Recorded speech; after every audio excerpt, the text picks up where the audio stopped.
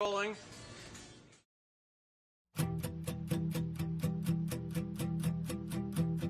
Baby, I'm too young to know any better, but I guess I'm just too old to care. I'm waiting on the morning light to clear the air. Now the sky is wrong with regret, letting go that you pay flags. All the silence that keep me coming back.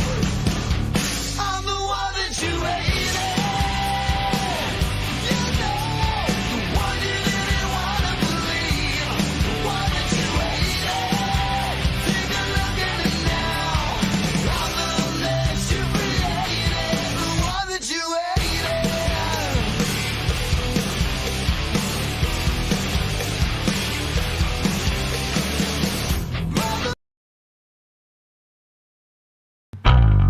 Now the sky is wrong with regret, letting go that you pay flags. All the silence that keep me coming back. I'm the one that you hated. You know, the one you didn't want to believe. The one that you hated. Take a look at it now. I'm the mess you. Good morning. I see the Dad Talk Today Army in here. Guys, how are you doing? We made it to hump day, guys. We made it to hump day. How are you doing? I hope you're doing all right. Whether you're at work or wherever you are, I hope you're having a great day. Do me a favor. We're about to kick this thing off. I got some voicemails from you guys that we'll be listening to, and I got some time for some more voicemails if you want to put them out there, guys. 762-441-0281. Again, that's 762-441-0281. Yesterday, I announced I was going to be doing something on veterans. I'll be honest with you. Yesterday was a day that went to poop. I had a lot of even personal challenges, but I had some other ones, family members that was going through some stuff, so I got busy. So today, I'm going to be shooting from the hip. I'm used to doing that. That's fine. But we are going to get to that. So if we don't get to it today, promise you, we're going to do it because I believe it is something that needs to be done. Our veterans are being treated like trash, and it's time to get that conversation out there. But as always, before we get started, if you got your phone, if you got your computer, will you like the broadcast? Will you say good morning to us? Will you like, share, subscribe? Tell us what's going on. Ding the bell so you get the notifications for when we go live. We got a lot of cool stuff coming up, guys. A lot of cool stuff. Also, if you want to support the show, down there at the bottom, Dad Talk Today, no spaces. That's Cash App, Venmo, Patreon. We got super chats, memberships, subscriptions, and all that over on YouTube. We got the same thing over on Facebook. And please go get your Dad Talk Today merch. I got mine rocking today. I take it with me everywhere, and I wear it proudly. This movement, man. I named this one kind of off the last minute of my head, the unbalanced scales of justice, because it's really what it is. It is the unbalanced scales when we see these dads and what they're going through. Quite frankly, it pisses me off. Father X, what is going on? Oh, man, we got a lot of people going on in here. What is going on, everybody? Good morning. Good morning. How are you doing? Can we get amen? Masculinity. Boys, dads. All right, I'm not going to start that up today. Good morning from South Africa. What is up, Nathan? South Africa. I think I might have talked about this a little bit the other day, but interesting that you bring up Africa. I got a really good friend, man, that lives over there in Ghana. He was actually the best man at my wedding about 3 years ago. Known him for a very long time, the second half of my life. And we was talking about it. He bounces back and forth between the United States. His family's still over there. He's been trying to get him in the country for like 10 years, dude. And for some reason, you know, here is a hardworking citizen that can't get over here. And that, you know, I believe we should know who's coming over in this country. At the same time, it shouldn't be that hard for somebody to get their family over here. Also at the same time, he did that once. And let me tell you what happened. And got married. Him and his wife moved over here. They had a kid within the first year of being here in America. She got feminized, dude, and took off, got another man, wasn't letting him see his kid, and he was paying a ridiculous amount of child support to the point that he had to move back to Africa because he couldn't afford what they was doing to him, man. They get along now, but he's already seen this once, but he's got a very good wife. He's trying to get her over here. But we was talking about how the West influences the other countries. I've been telling you guys about Australia and all these other countries, which we will be talking to a amazing group from Australia a little bit later on. I'm telling you, America, you're probably going to be a little bit jealous. When those guys get together and organize on these issues, they get together and organize. And you think we got it bad in the States, boy, down under, they are fighting a very, very heavy battle, not trying to compare or compete, but it really is a big battle. But in certain parts of Africa, they still have the tribes in the villages. And in the villages, the family is intact. It is solid, dude. Solid. However, in the city, a lot of the young guys have now got a hold of social media. They've gotten the TikToks. They've gotten the Facebooks and all this. All of their entertainment that they're watching is coming from us. And he was telling me about what it's done to relationships and marriages over there. Their women are commonly referred to as gold diggers. A lot of them are going over to Dubai, getting with a money man. And then they have kids, they get the money. And the next thing you know, they go back to Africa and they make this YouTube channel about how they did all this hard work and became the successful entrepreneur. The MGTOW movement is alive and well over there. I don't know that they're calling it men going their own way, but they're definitely saying, don't get married. Don't get married. And he was telling about how it is directly connected to the United States having that influence over there with our culture. What does that say, man? What does that say? If you guys haven't seen What Is a Woman, check that out. I thought it was funny when he went over to Africa and was showing them some of the videos from the United States and some of the things that the kids are going through. And they started laughing at him. It was like, this ain't real. He's like, yeah, it is. And I won't go over the questions because they won't like it on this platform. But they started laughing at him. They was like, we think you need to go back to America. Don't bring that here. Can you blame them? Can you blame them? But glad to have you here, brother. I am very knowledgeable. Are you a fan of fufu? Guys, if you've never ate fufu, it's amazing. But that same friend one day, this is how cool brotherhood is, man. He sat there and made me some fufu one day, and he sat there all day long over the stove, just bashing this paste, man, sweating bullets, trying to make this stuff. And I was like, what? But he did it, man. And they have this thing called peanut butter soup. I will not eat the grass cutter. I am speaking directly to you, Nathan. These guys don't know what I'm talking about. Anyway, so again, man, let's hear your thoughts, guys. Tell us what you got going on this morning. I'm just kind of shooting from the hip. I'm going to get to these voicemails. Like I said, I've got the show coming up from Australia. We're going to do this about the veterans. I would beg you for the veterans to start, please, standing up. One thing that's becoming more and more evident to me, which means I'm going to be away from the social media a little bit more. What we have here, one, is a gift because it gives me the ability to be able to connect with you guys at the same time in order to be able to get this movement forward like we're going to need to. We can't be dependent on anybody. The more that I keep looking at this, we don't need to have anybody that has the power to say, once this message starts getting out there, we're going to take it back. You can't talk about that anymore. So there's a lot of brainstorming going on, and I hope you guys will see the vision and what's going on as I keep progressing on this. I'm looking for some business owners. If we have any business owners on Dad Talk, please message me. Definitely want to talk to you. But we are going to have to organize like we haven't before and give the power back to the people. Here's the thing, man. We are constantly going to the media and other places, whether it's legislators or whatever, and saying, will you please talk about what's going on with these guys? They don't do it. And unfortunately, because they have so much power, they're the ones that gets the word out, right? They control the narrative. The narrative is what keeps us here. It is what makes those unbalanced scales of justice. Because no matter what a father goes through, no matter how much evidence he's got, no matter how many attorneys he hires, many times he ends up on the losing side. But what if we had control of the narrative? What if we no longer had to rely on the media? And that's what I want to see Dad Talk today become. We need to create our own media. Is it the only solution? No, it's not. But it is the part that we can put in here. If you look at the stories that we've been reporting on for the last several years, where are they on the mainstream? They're not. Guys, they're not. And they're not going to be. Listen to me. They're not going to be. unless it can get some ratings.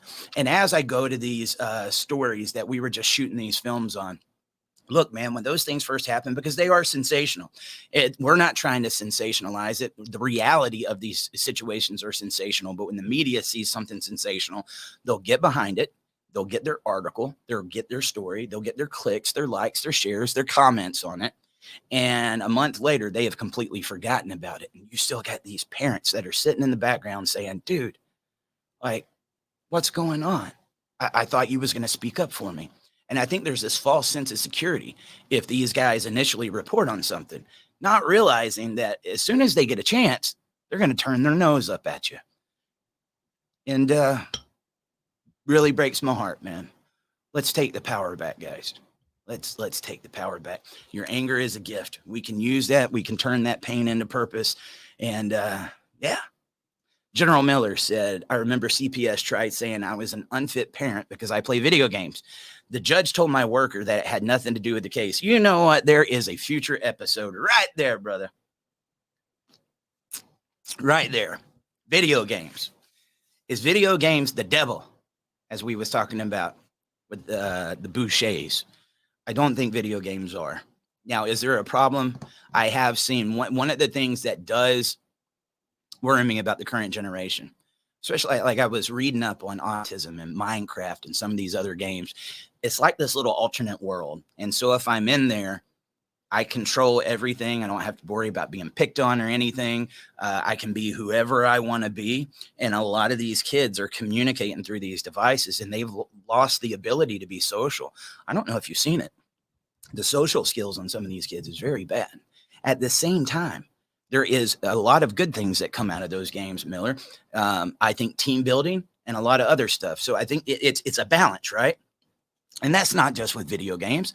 That could be with anything in life. That can be with watching TV. It could be with food, exercise, whatever. You got to have a balance. I will tell you, for me personally, video games in my darkest moments is what saved me. People want to make fun of me, go ahead. I ain't worried about that. It's what made me through. It don't have to make you through, but it's what made me through. There were several times when this world was stressful, I could get on at night with people I trust, pour out a little bit of my heart, because we wasn't just playing games. You know, we were talking to each other, and I'd say, man, dude, this is kind of what I'm going through. And we was always there for each other. And at the same time, I could get in that other world and just get some of the BS off of my mind sometimes. And for some of you guys that are, you know, fighting these family law battles and going through those struggles, that can be really healthy, man. And one of the heaviest things is having this stuff on your shoulders, feeling like you're carrying those thousands of pounds of weight, and then it's all you consume.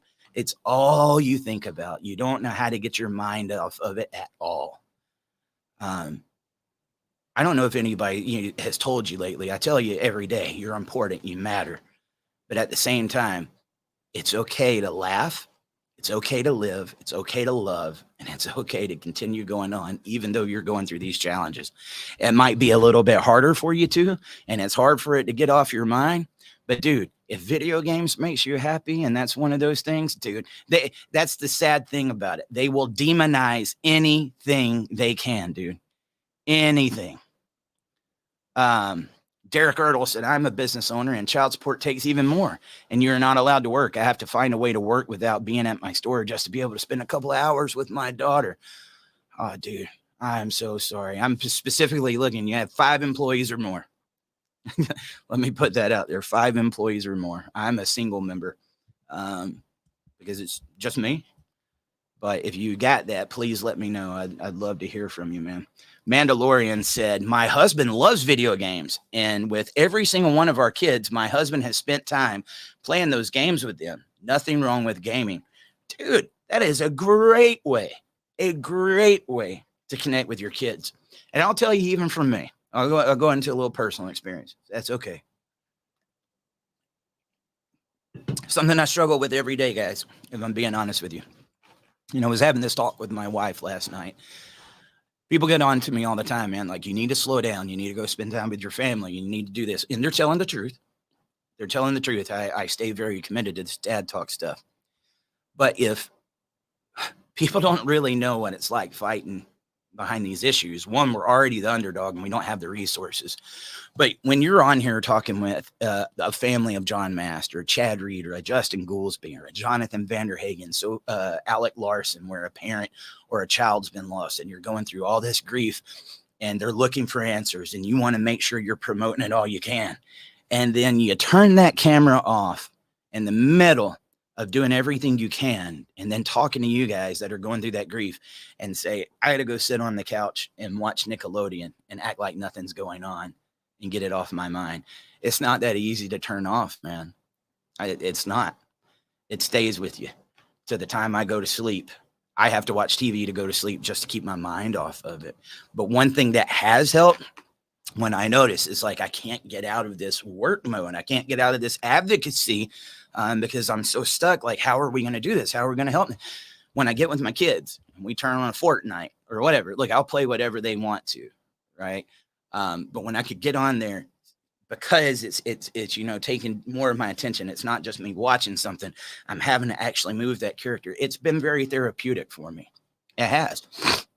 So for the people that keep demonizing video games, if that's something that gives somebody relief and a little bit of joy, especially in these situations, you know what? You don't have to like it. You don't have to play them. But if that's what they like to do, get the hell off their back. I don't know anybody that plays Call of Duty that wants to go and do that in real life. I'll tell you, the ones that did it in real life, a lot of times don't like playing Call of Duty. All right. But it's just another way to pin something on somebody. You know, the mental health has gotten so out of hand in the country, and we need somewhere to pin it. I'll tell you, the culture. The culture has a lot to do with it. Sabrina. Hey, we even got the ladies chipping in for you guys. What about that? See? Look. Like, you know what? I've been in the relationships where you play video games. Very mature. Like, you do a lot of shit too. You know how immature you are? I like to play my zombies every once in a while. So sue me. But yeah. But being in, you know, my marriage, I don't do it as much, but she's always been very supportive of that because she knows I needed some downtime. So it's actually like, if they see me on video games, it's a good thing, right? There's ladies out there that support that. Don't let them lie to you. Sabrina said video games can be a positive. It's more about the isolation. Video games are just a tool excuse that is used. It's more about kids not being allowed to be kids and not playing outside. You know, again, I think there needs to be a balance. And as long as we as parents, we got to set those boundaries. Well, as a divorced parent, that gets a little hard. What if the video games and the isolation and letting the kid do whatever they want to do is the tool that's used from the other parent, right? When you come over to my house, I'm not going to tell you what to do. I'm not going to micromanage you. I'm not controlling you. Do whatever you want to do. And then that dad that's over there, hey, I don't mind you playing. I want you to have some video games, but I also want you to do a mix of chores. Okay, because we got to teach your kids responsibility. And then you try to bring in that structure, you become the most unattractive parent out there, right? Let's be honest with it. Kids don't on the outside like parenting, but on the inside, and as they get older, they realize, oh, now I know what they was doing, right? And when you got somebody that counter parents every little thing you do, it's so easy for them to fall into these traps. It's not just video games, man. I tell you, I think video games is way more therapeutic than social media. Have you seen what the TikToks and the Snapchats and all that stuff are doing to these kids? Just keep demonizing video games. That's what you do. I think I'd much rather my kids be playing some video games as long as they're okay. I'm not gonna lie, like, dude, third grade, I remember when Mortal Kombat came out. All right. I had the Sega Genesis. I didn't have the Super Nintendo. So I remember the blood code. It was the dullard. Down, up, left, A, right, down. They don't tell you how big of a gamer I was, but that turned the blood on Mortal Kombat. And I remember that game was going to be the cause of all society's problems, right? Dude, I never tried to turn into a dragon and bite somebody's body off or do some of the stuff I saw Liu Kang or Scorpion rip my mask off. It was fantasy. It was fantasy. I want you to go back to Looney Tunes. Do you remember the stuff that went on between Roadrunner and Coyote? or Tweety Bird and Sylvester, or Bugs Bunny and Elmer Fudd. How many of you actually tried those things when you was a kid? I didn't, but we knew how to laugh at them. Everything is taken so serious. So serious. Fatality. The one I didn't understand was the babality. You guys remember that? Where they would turn you into a baby, or the friendship. That's when it started getting a little corny. Katie said, I actually love watching mine play video games. Man, look at there. So far, we've had a royal flush. Thank you, ladies. Thank you. And you know what? I guarantee if you support your man or your husband in doing the things that he likes, he will do the same thing for you. He might not participate, but he'll support you in doing it, because that's the trust factor, and that's letting each other be who they are. I will tell you something, though, ladies. I can't speak for all men. I'm going to speak for most men. They don't like shopping. How many of you have had to go with one of these ladies that wants to sit there and shop for 10 hours, and they can sit at that one shirt rack for 45 minutes, and dad's over there like, ah! He's like, I just want to go over here. Like, well, at least you got your cell phone to play the games on it now. But it's about supporting each other. We're not, I mean, dude, we're not always gonna do the things that each other likes. Derek said solo or story games are more therapeutic for me than online or multiplayer games that seem to be somewhat more stressful. One of the games I used to play with my buddies a lot was Tekken. And it was okay when I was playing with my friends, because we would drag each other. Oh, you suck. Hey, you like that, didn't you? You know, you talk trash. That's what we do. Us men like doing it. We don't mean anything by it. It's just the competition, the competitive nature that we have. But man, for some reason, when I would get in tournament mode, and as long as I was winning, I was like, yeah. And then the second somebody kicked my butt, I'd slam the controller down and turn it off. Like, ugh! I did. I was a rage gamer. I'm not going to lie to you. It really sucks. It reminds me of those early days of Mario where you get all the way near the end and then you just fall off a cliff. Anyway, this isn't supposed to be about video games. I'm going to get to you guys' voicemails. Let's get into that. Keep those voicemails coming in, guys. Tomorrow, like I said, is definitely going to be the episode. Actually, I think tomorrow might be Australia. We are in, so like if we're in the morning right now, they're completely at nighttime. So it's matching up the time zones, which is going to be the problem. So unfortunately, that one's going to play as a live, but I got to pre-record it. I'm telling you up front, but you don't want to miss this. When you hear some of the bull crap that's going over there, it will completely blow your mind. Keep the voicemails coming through. 762-441-0281. Here goes the first one. Hi, my name is Warren from New Jersey, and I kind of view the child support system as a hybrid of a ransom hotline and welfare. It's not fair that you have to pay and then ransom your kids from the other partner. Thanks. Have a good day. Bye. I mean, talk about keeping it short and simple. A ransom hotline. And I mean, it is. It's one thing. It's one thing to support your child. But when that person knows what a financial strain it's putting on you, and they know your finances because a lot of times you was living with them, they know the strain that's putting on you. They can use that to their advantage. And imagine not being the person that has to pay it, that has to be in the tight, always saying that you're a piece of crap because you're not paying it or because you're saying it's putting you in a hard time. They have the control. They can use it to gaslight you. And then when they go to the courts don't give a crap what you're going through, Dad, because it's about keeping that money flow going in. There is a reason why child support gaslights these guys. And rightfully so. It's crazy. I wish there was something more in there that encouraged these parents to co-parent. Again, the biggest problems with the family court is that they get you in the middle of your conflict. They increase the conflict by getting each other to throw trash. Who's going to be the better parent? Who's going to be the bad parent? There has to be a good one. It has to be a bad one. The family courts remind me of WWE. You got to have the good guy and you got to have the bad guy. There's no in between. You can't have two good guys because that doesn't make the money. Imagine trying to figure out and put together a happy family is not beneficial to the courts, but it's beneficial to the world and it's beneficial to the kids. It's about the best interest of those family courts, always has been. And it's just the way I look at it, man. Let's get on to the next one. 762-441-0281. First and foremost, thank you, Eric, for what you got going on. It's wholeheartedly appreciated, along with all you people tuning in. This is RAH calling from Bradford County, Pennsylvania. RAH meaning Real American Heroes. Served 2 tours in Iraq. Was a disabled veteran through conflict. Had children in 2017. Everything was fine until the mother and I split. And since then, I've had my military service held against me. Everything submitted to the courts is just set aside.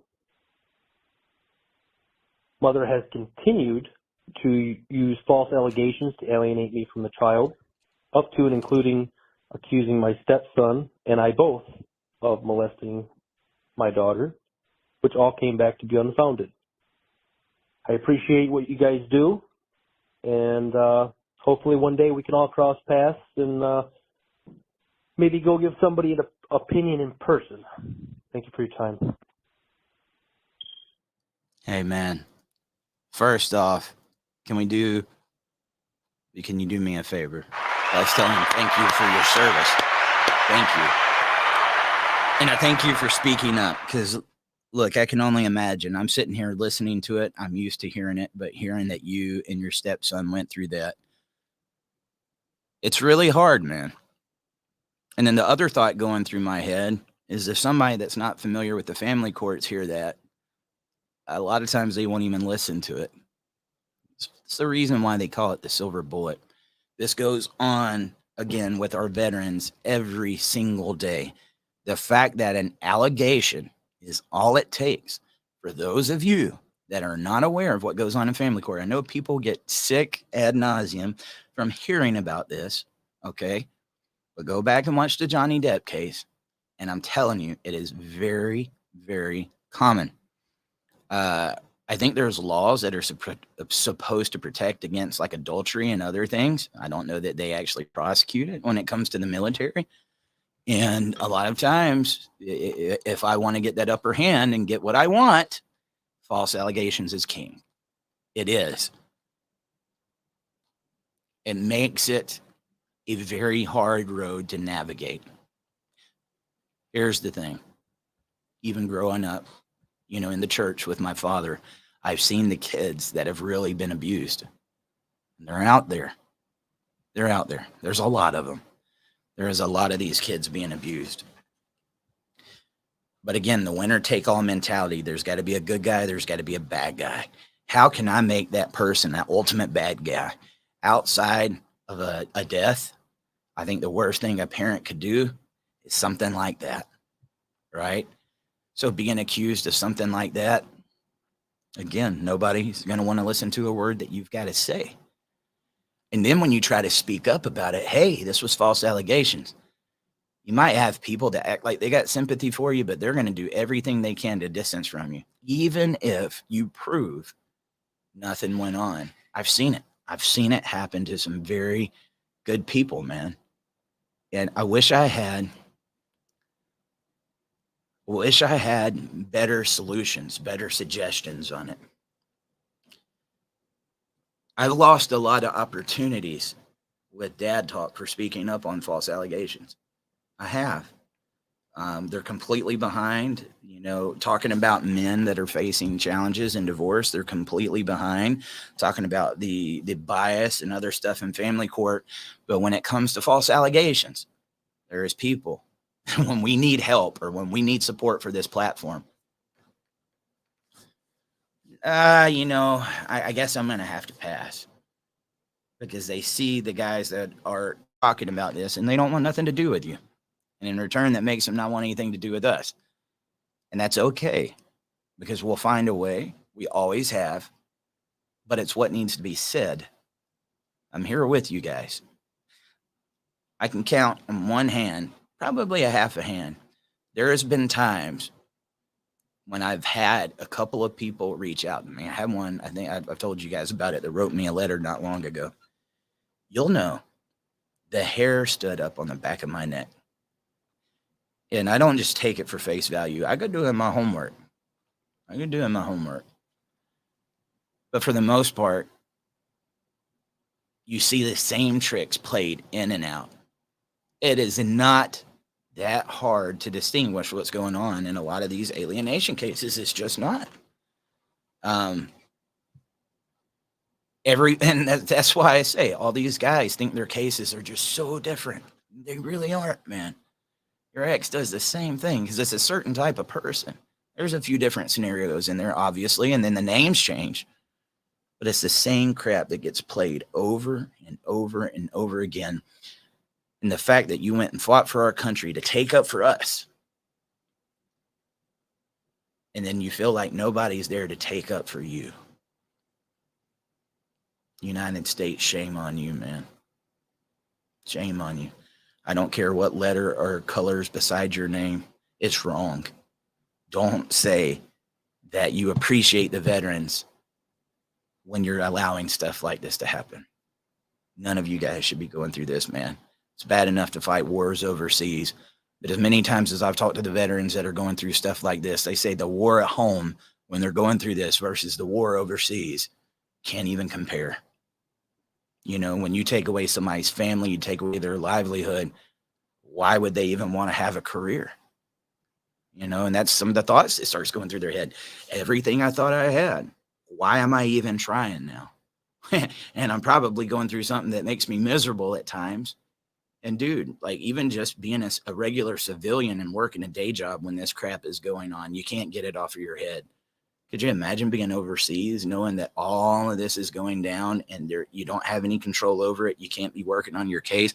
You expect those guys to go and learn this legalese and that attorney language, the ones that's over there fighting overseas? They can't because they're fighting for us. And then we don't fight for them. It's bullcrap. Really is, man. I'm sorry you're going through that, man. Everybody, again, tell them thank you for your service. Keep it coming, guys. 762-441-0281. Hey, Eric, and thank you, Dad Talk, today, the listeners and the folks who were providing feedback to you, because I know each one of these states have different laws and everybody's experiencing some level of oppression. But my name is Trent. I am an Alabama attorney and father of 5. And to speak to the issue of child support that's systematically being extorted, I believe, from families by way of a racketeerist operation that has intentional sandbagging tactics, it absolutely is not constitutional. It's very unfortunate because what ends up happening, especially if you're a small business owner, entrepreneur, I've run multiple businesses and know the requirements needed for cash flow. And the way that my business is operated is we stroke big checks, more so than had consistent, every 2 weeks, support your ex-wife and her full alienation type of mentality. So the system itself, I believe, is philosophically set up in a way for families to suffer if you're not part of the bureaucratic systems class, which has gone so far beyond what was originally intended. So I think that we need to have reform in a state by state kind of evaluation manner. $20 or more, as basic as it sounds and minimal as it sounds according to the Constitution, is an amount that's set that you can't take private property from someone without a jury trial. And so I would even go so far to say these excessive child support orders or the equal time sharing bar, which if it's going to be women's liberation and someone goes and earns a $14 an hour type of education from training experience and someone else earns a different type of socioeconomic level, and say the man could make $2.50 an hour and the woman could make, for the sake of this conversation, $20 an hour, why is she rewarded and gets 80, 90, 95% of the time with the children, and yet forced also, the man is, to support the lifestyle and raising of children that he loves, but are raised in a way that doesn't even line up eternally with his faith. And that's the situation that I've been in. Had my 27th hearing yesterday, and it wasn't even a real constitutional hearing. It was a hearing officer, Title 9, I think it is, based out of the state of Florida. Nice guy. I'm not going to mention names, but then somebody representing the Department of Revenue in Florida. I had an imputed order 4 years ago that took my gross income of my business and treated that as my net personal income. So, hey, Eric. We lost it. Dude, that was an attorney. I mean, you guys see it. They're going through it too. He was pretty open on everything that was going on, but he's telling the truth. You know, the sad thing is men have no options. There's always going to be pushback. But yes, they do. Yes, they do. Yes, their option is go to court. Your option is you can go pro se, or you can go to an attorney. But men's options are go to court. And when their options have the bias that we're seeing and the money attached to it, you know, I've been doing my best over the past several months to get this out as good as I can. So I'm just going to keep speaking until I find the fluidity to get it out the way that I want to. The narrative that's put against dads when they can't afford the system. If they can't afford the attorney, if they can't afford the expert, if they can't afford this ridiculous amount of child support that they get put on them or alimony, if you don't go into the system, you are trash. We have made it. This is your option. And if you don't do it, you're not a man. You're not a father. You don't love your kid. And they like that system because they know what happens inside of it. Can we start having more open conversations about it? It's like, if you talk about money, we're going to shame you. This ain't about money. Keep it about the kids. Keep it about the kids. Then one of those people start going through the system. Man, my ex was taking all that. Keep it about the kids, man. Keep it about the kids. Right? They're hypocrites is what they are. Because they don't want to hear anything outside of what they know that challenges the business. It is a business. It's always been a business. But why do we allow them to shame men? Not only is it like they're telling you when you can see your children, the ones that you brought into the world, but they're telling you what you need to do with your assets in order to do so. And then they will feed it to somebody that will use that child as a weapon. And dude, if you don't play those cards right and you don't go through those options, it's going to get even worse for you. Men, we need more options. Do I say that walking away from the family courts and not going in there in the first place is an option? No, because I know what happens there. At the same time, we need to be working towards those options. One is getting the conversation that I just had out. What I just said was so politically incorrect. Don't talk about the money. Yeah, you know, you guys are the ones that made it about the money. If you're saying not to talk about the money, how about you take out the Title 4D and the Section 8s and all that other stuff?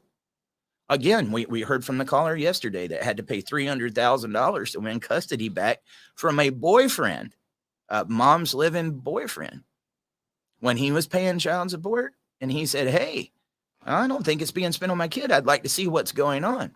They didn't listen to a thing he had to say. But after mom passed away and Uncle Sam was having to give him that money, some of that Social Security, they wanted to know every little thing he was doing. Do as I say, not as I do. But what happens if men's emotions start going? I'm having this all going. I'm starting to get angry. I want to voice my opinion. Maybe I'm sitting in court and they are accusing me of doing, you know, something to my kids or not wanting my kids, being this bad person or something. And I'm sitting there like, Judge, this is bullcrap, man. That's going to be held against you.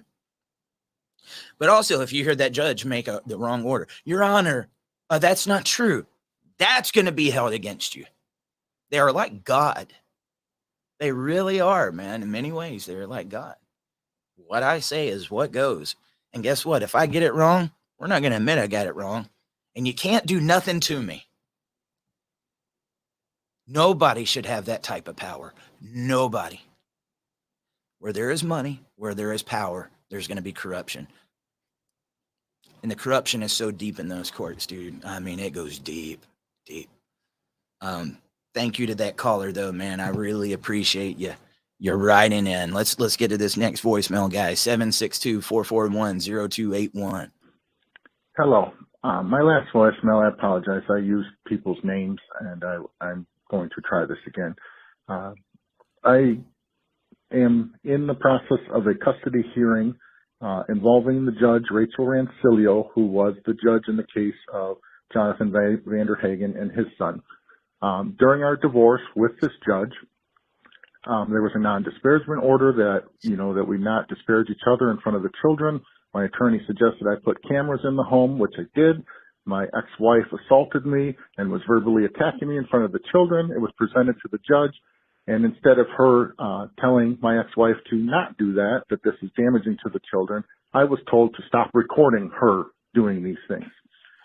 Furthermore, we've gone on to have, it was signed in the divorce that I could get a custody hearing. During the custody hearing, it was determined that there was a parenting time coordinator that was communicating with my ex's attorney.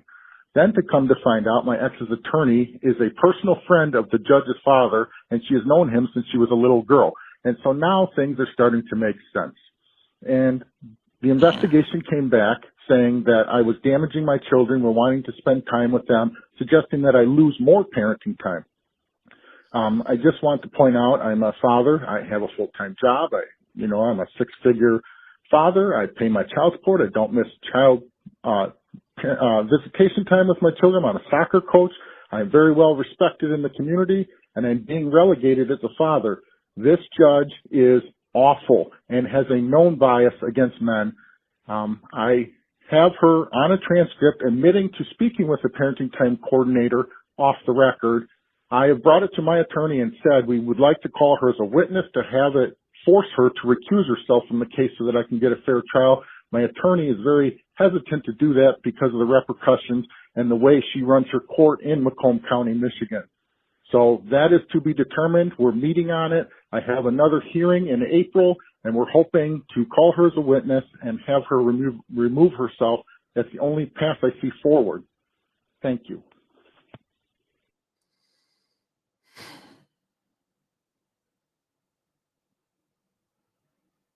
That one stings.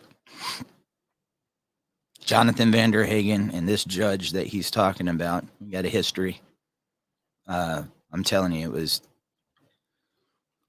one of the very first cases I reported on early on in Dad Talk. At that point, I was just talking about bias in family court and how men come up on the losing side. I hadn't heard of the really deep corruption. I hadn't heard of the cases where people were losing their lives until Vanderhagen's case came up, and it was specifically tied to the person that this gentleman's talking about. If you want to know about Jonathan Vanderhagen's case, go look on YouTube. There's a lot that goes on with it. He's probably got the longest interview I've ever done. It's 4 hours. And me and him are super, super close, man. I watched how that court made him isolate and make him afraid to speak, make him afraid to do anything. He had something very similar. I don't want to get too far ahead because we just went and told Jonathan's story in detail. So I want you guys to definitely check that out once we can get it to come out. At the same time, if there is more people that are experiencing corruption in that part of Michigan, you better get on those damn voicemails. I'll play them because sunshine is the best disinfectant. And I can tell you right now, they don't like you talking. I got several messages when I was up in Detroit in that neck of the woods saying, Eric, be careful. Be careful. And it's not often we're told be careful where you're reporting. Jonathan got put in jail over speaking up on Facebook. He's also one of the only people I know that beat a judge when he took that to court. And I think people got blinded by the fact that he beat a judge because that was so unbelievable that that happened that they forget his baby boy passed away. When we were up there, we were in front of that court, bud. We had an audience. They was watching us. But we went, cameras blazing, right in front of that courthouse, in front of that jail and everything, and said, we're going to uncover this. You know what's sad? You know the reason Jonathan got locked up? He had taken a picture with a shovel, and it had the initials of the judges on it. And in the background, he said, I'm about to dig up all the skeletons in this county's courthouse. And as you'll see, Jonathan is an artist. He's symbolic with everything he does. That was not a death threat by no means, which it was shown.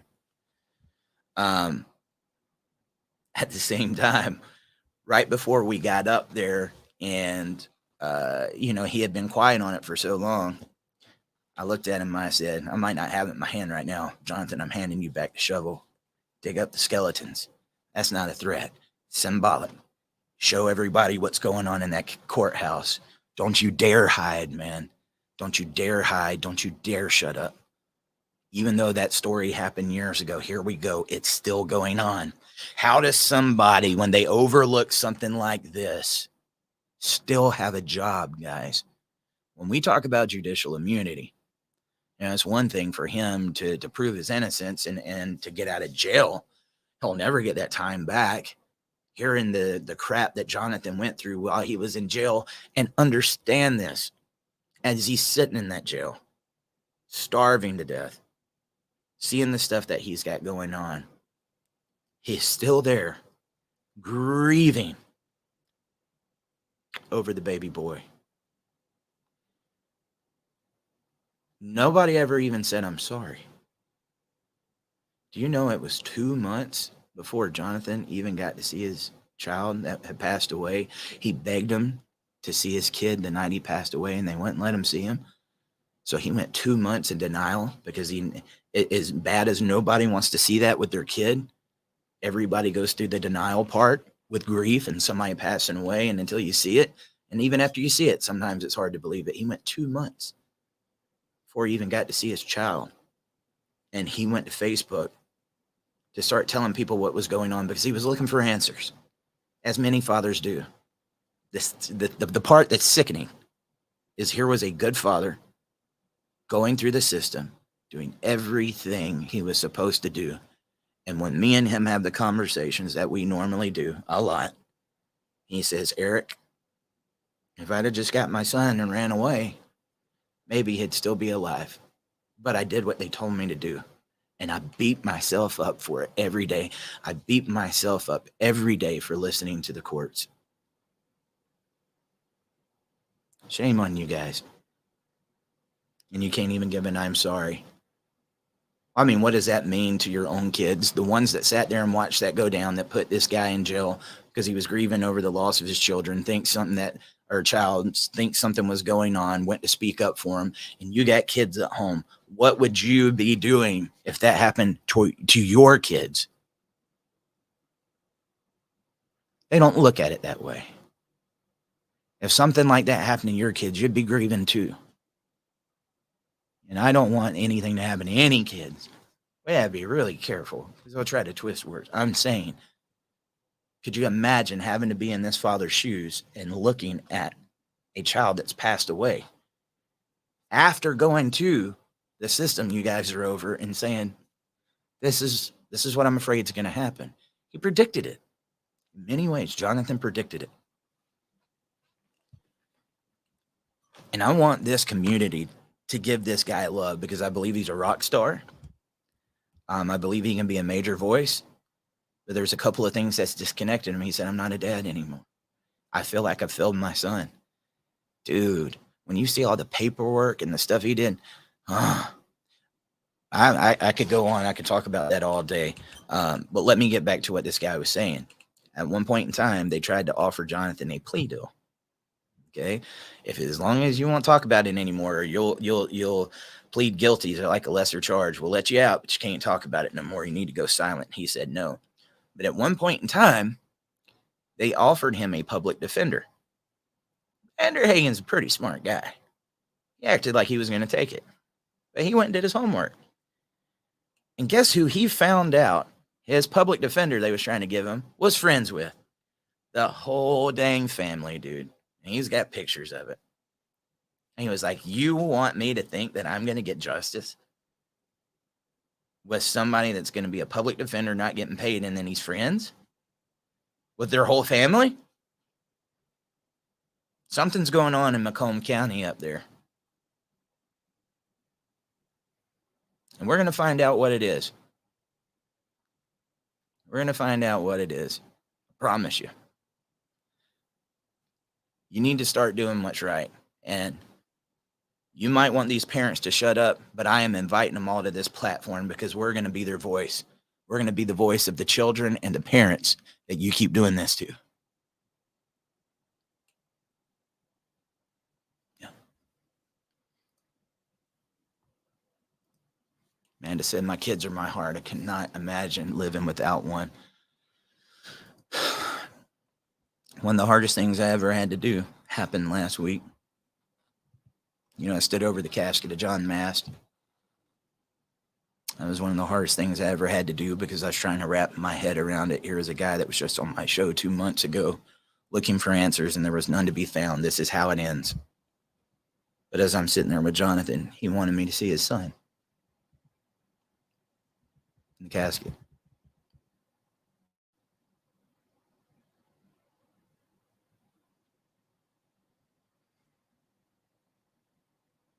There's no words, man. Little baby boy.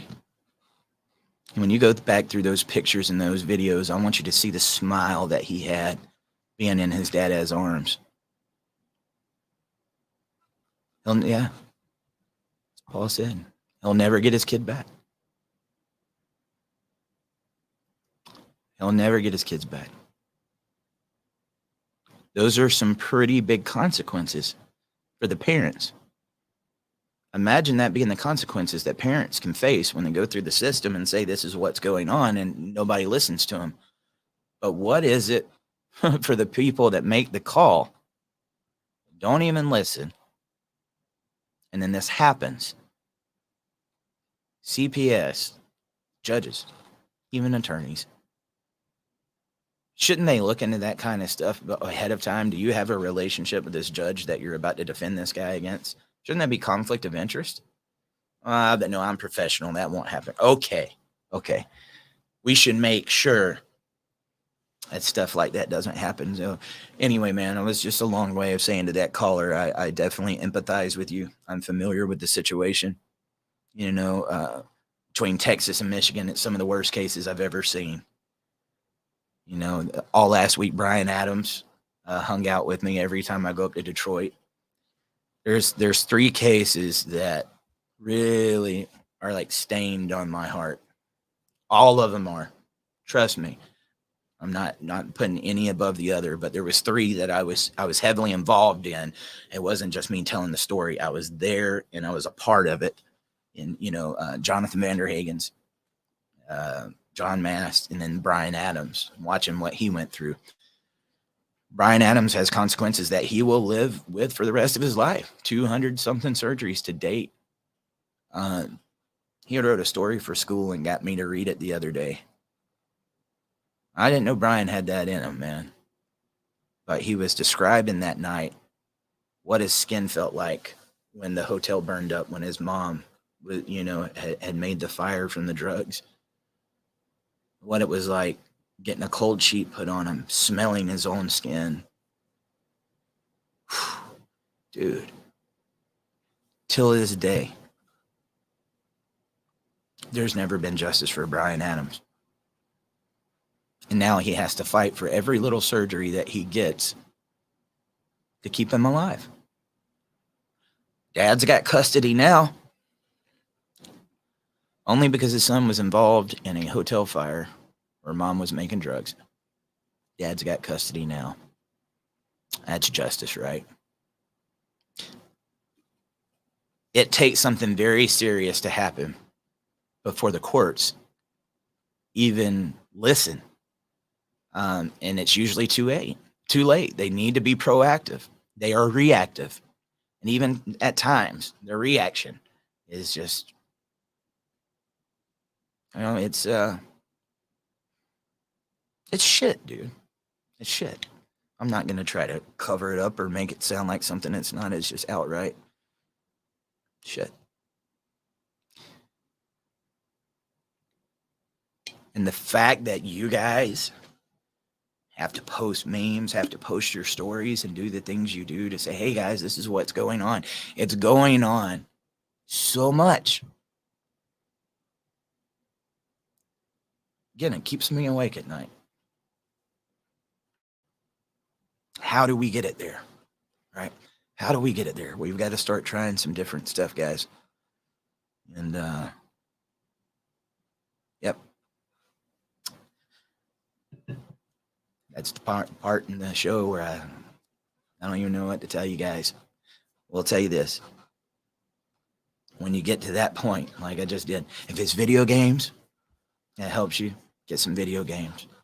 Go exercise, take care of yourself. Remember, you are important, you matter. The way the system treats you is life. The unimportance that you're feeling with some of the ways people are overlooking your, that is not what's really going on in your life.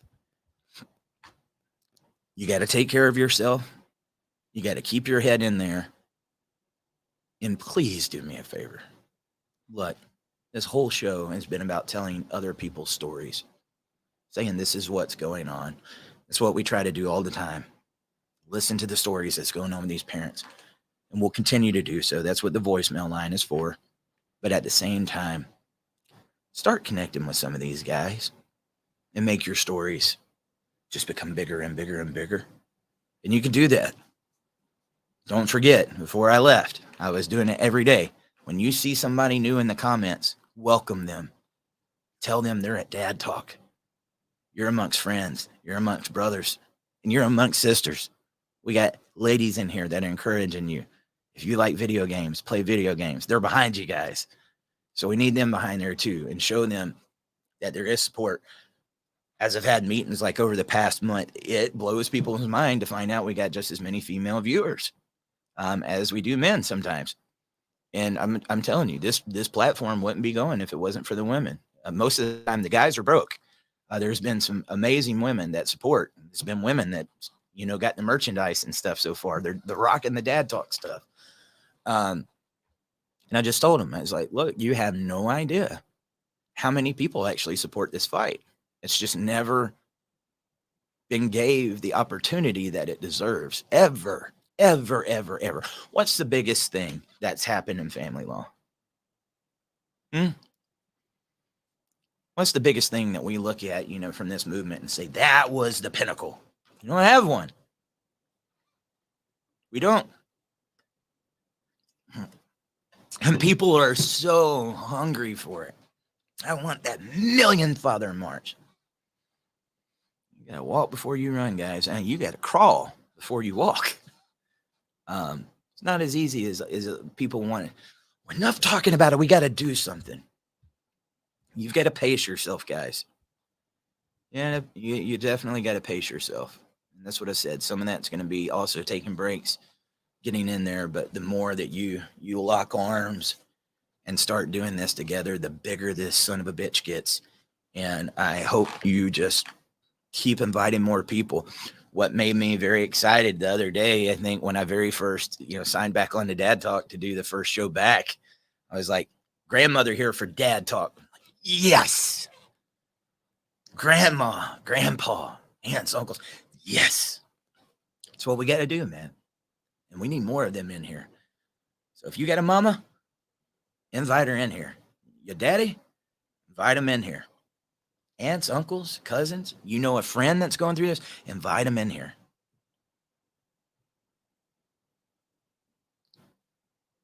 What's it? R8? Yeah, I'll read this really quick. REH, he said, I need just some people to show up before or after court versus doing it alone. Teamwork will make this dream work. There's two different fights that's going on here, guys. There is the fight that the people are fighting inside of the courts currently. And there is the fight outside of the court saying, make it fall to the ground. I believe I'm that latter part. At the same time, I want to make sure you guys get resources that's needed, and that's why the Dad Talk Today support group exists.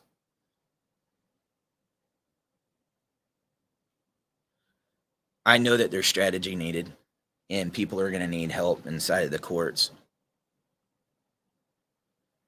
But when I talk to my people, this platform that I believe in, and I believe that the people that tune in every day and take time out of their day to listen to us, I got to be honest with you, I believe the courts are a dead freaking end. What would strategy have done for Jonathan Vanderhagen? What did it do for John Mast? I could go on and on and on. It's there. It's just got to be put together. It's just got to be put together. Trevor, man, just saw you were on live, and I wanted to thank you all for all you do and giving one of my friends a voice and helping get his story out there. You are amazing and doing some great stuff. Hey, thanks, man. Which one's your friend, Trevor? Let me know which one that was. James Martell, he said, my ex made false allegations, had me arrested for violating a restraining order she never told me about. Dude, that's what I said. The Australia thing is really going to make you mad. Imagine just reaching out. Can I see my son or can I see my daughter? That's domestic violence. And if you got a restraining order on you or a no contact order, your ex can write you. Would you like to see your kid? Dang on that little carrot in front of your face. Don't you dare answer back. Don't you dare, no matter how much you want to see your kids. Yes, I would love to see them. You're being nice all of a sudden. You just violated the no contact order. You got a bait and switch. Man, talk about inflaming. It really is. I love it, Ada. Yes. This grandma has fought for my granddaughter right beside my son. I keep up with Dad Talk. Thank you, Ada. It is good to know. He's talking about Alec Larson. I appreciate that, Trevor. I really appreciate that. Alex Case, man. 5-year-old girl. Her life had just begun. It was crazy. We got to watch a Christmas video of her doing a play at the church, right? And Alec was there when it happened, but he had this on a memory card and he's never watched it. 4 years, he's never watched it. So we sat down and we watched it together. And it was good for me because they had tons of pictures of Sophia, but I like to see him. I like to see the personality. I can only imagine 5 years old. I was a dad of girls, man. They got a lot of energy. And let me tell you something, they're a handful, but I love them. I love them to death. It's how I was wanting to see something of their personality. And then there she was. Got all these other kids up there. Like, man, she was on point. You could tell she had practiced that Christmas play. She had it down. While all the other kids was like, doing the things like, oh, I don't know what the hell I'm doing. She was there on point, doing the dances and the stuff. And it was just, even then, I can only imagine what a parent goes through when they lose a child that's that small, because it wasn't not long ago. And I'm looking at the video, even myself saying, this ain't real. It's not real. I know I went up to the grave. I know I've heard the stories. Alex been telling me, but there's no way. She is so full of life. She is so full of life. She's got so much to give. She is a beautiful little girl. She loves her dad. And it only took one night. It only took one night.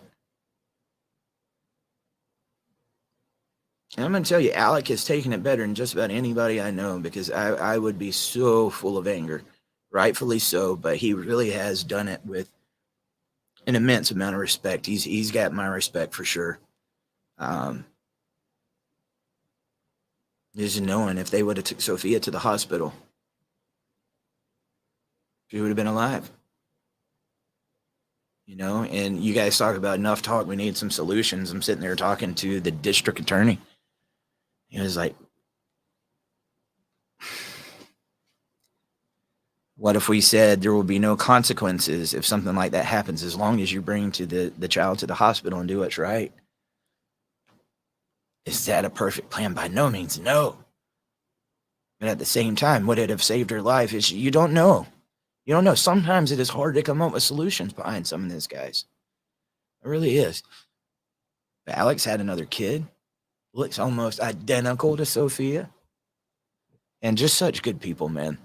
I got to eat some elk for the first time. Like I got to eat elk when I was up in Washington State not long ago. It's just a burger. I've been wanting to get some elk for a long time. I'm a hunter. I know some people's not into that. It's okay. But I got to eat some elk steaks that Alec gave us. Man, I definitely. He said he is tough as nail. That man has been through it, and you got that story out there, and it's getting much traction. So much. Thank you. Dude, I got you, brother. We definitely are. And that was, I think the thing that's hurt me with Dad Talk, these are stories that have permanently affected my heart. And I remember them, and I don't walk away from them. The media does. But what hurts me is if I had the money, especially the money people think we got, if I had the money, I would be in these states with the cameras blazing nonstop. Nonstop. The second there was opportunity, we were there. We put that together with Alec in hardly no time, dude. And so the fact to shoot those documentaries like we did, it was crazy. It really was. It was crazy. But the story needs to be heard, and it needs to be heard the right way. And I believe Sophia's story can definitely make change.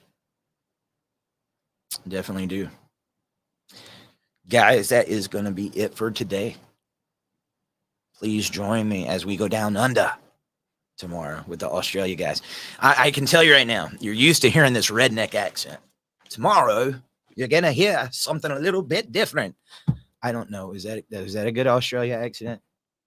Maybe I'll try to match it when they come on here. I've always wanted to meet a kangaroo, or like see a kangaroo. I see them on YouTube and stuff, but if I went to Australia, that'd probably be the one thing I do. I don't get to do much when I'm there because we're working the whole time, but I'm at least going to go see a kangaroo, damn it. If I fly 2.5 days over there just to get there, I'm going to see a dang kangaroo. And you know what? Why don't we have a pouch to carry the kids in? There's more discrimination. Damn you, nature. Why didn't you give us a pouch to put the kids in? You know how much more convenient that would have been? Man, is that crazy. All right, guys, do me a favor. Many ways you can support the show down there at the bottom. Dad Talk Today, no spaces. That's Cash App, Venmo, Patreon. We've got the subscriptions and the memberships over on YouTube. We got the same thing on Facebook. Everybody doing a little bit is how we can get this thing done. The thing that sucks for me is needing the resources in order to be able to pull this off. And I'm not going to lie to you. It usually seems like it's the same people doing it over and over and over and over. And I know a lot of you guys have challenges. I know you do. But between all the people that we've got on this page, if everybody just did a little bit, it would go a long way.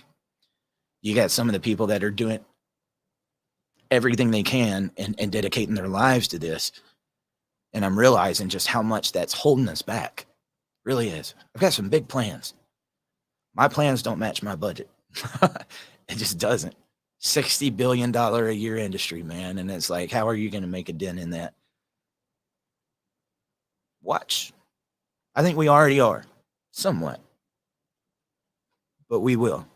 So any little thing you can do, memberships, super chats, it definitely helps.